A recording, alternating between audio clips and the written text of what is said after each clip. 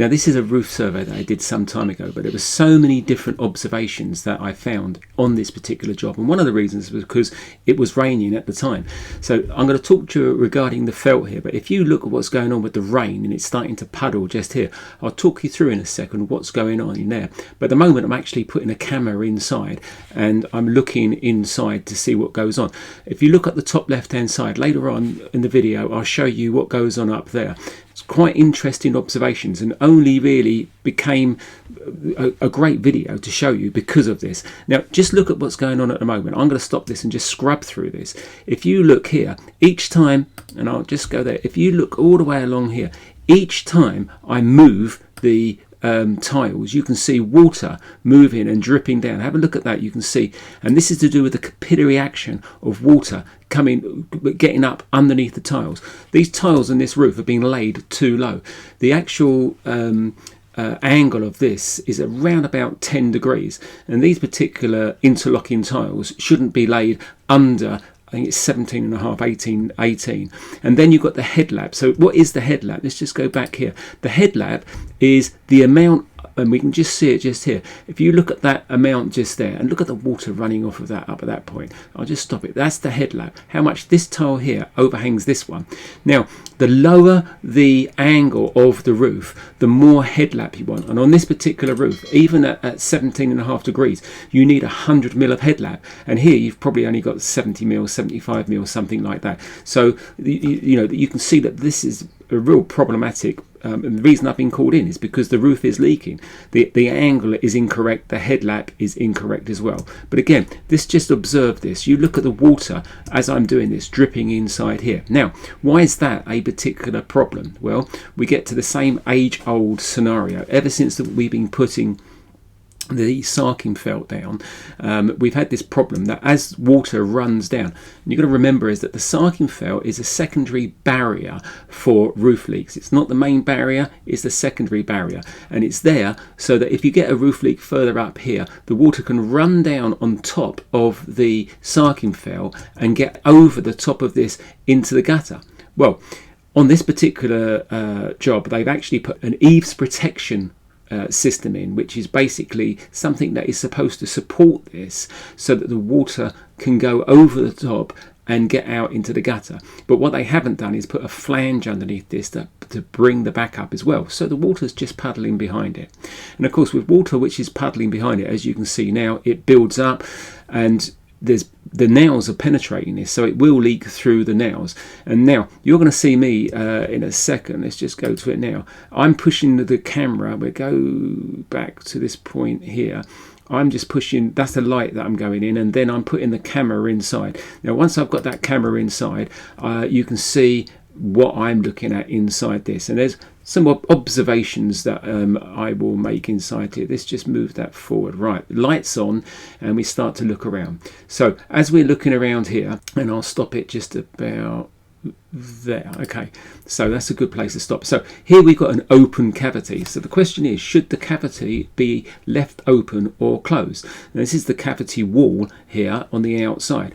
Well, any moisture that gets into that cavity wall now can easily get up into the void, and up here on the left hand side is the ventilation. That's supposed to be 50 mil there. There's supposed to be venting down this end and venting up the other end of the roof. We'll go into that in a second, but nevertheless, if there was venting, you're promoting air movement up into that void there, but you've also got rising moisture that could be in the cavity here. So this cavity really should have been closed off at that particular point. Now we're looking up here also at the insulation and the way that's been fitted, and I can tell you it wasn't fitted very well at all. We're looking at the raw edge at the front here, and when I look later on I can see that it's not fitted too well. So as I move and let this move on further, looking around inside, we can see that the cavity, sorry, the gap for the ventilation at the top, just go back to there, isn't the 50 mil. We're looking at the bottom of the Sarking felt, which is there. This is the interesting thing as well, is that if you look here, this is the plasterboard ceiling. So where's your continuality of thermal insulation when we start looking at this? Because underneath this wall plate here is your wall. So you've got a wall which has got a thermal dimension to it. the insulation should be at this point here going up and joining to the insulation that goes up over the top. And let's just go back to that and just see if I can show you that a little bit better from here. Right, that's a good one. Right, so this again, this is your wall plate. This is your ceiling at that point. So this is a cold space here because it's meant to be vented.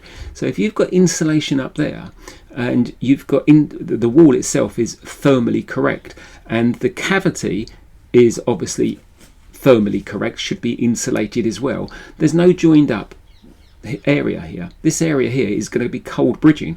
You're going to get a huge amount of, if I looked inside with a thermal imaging camera across here, this is going to be absolutely freezing cold, and if the humidity inside is too high, you're going to get condensation on the inside. This is me just moving around inside it, and I look down inside the cavity.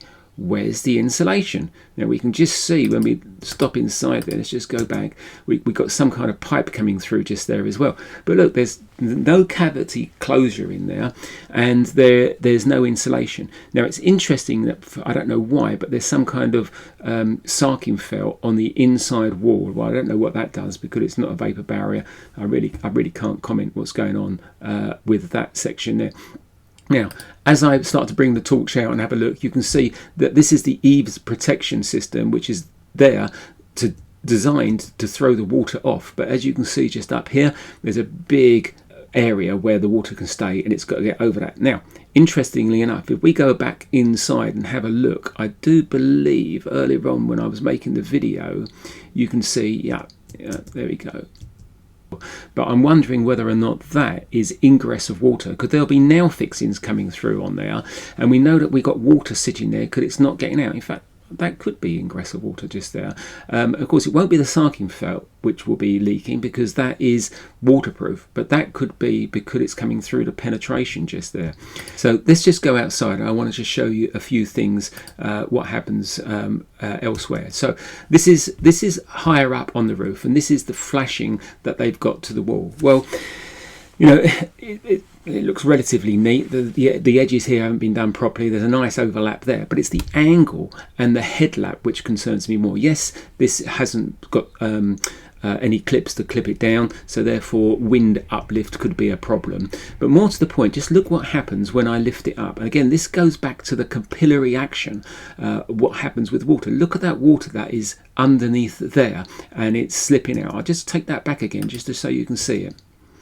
So as I lift that up, that water has got up underneath there through capillary action, and we've got a roof which is only 10 degrees in pitch. Now let's stop it. Look at the water which has come back there. It's getting over the back there. Yeah, that's a nice overlap there because that's, you know, maybe 100 mil.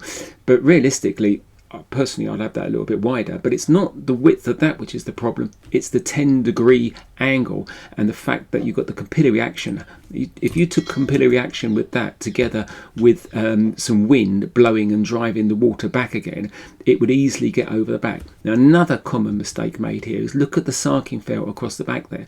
That Sarking felt should be up the wall at the back there. Personally, when I've done them in the past, I've actually glued it up the back there.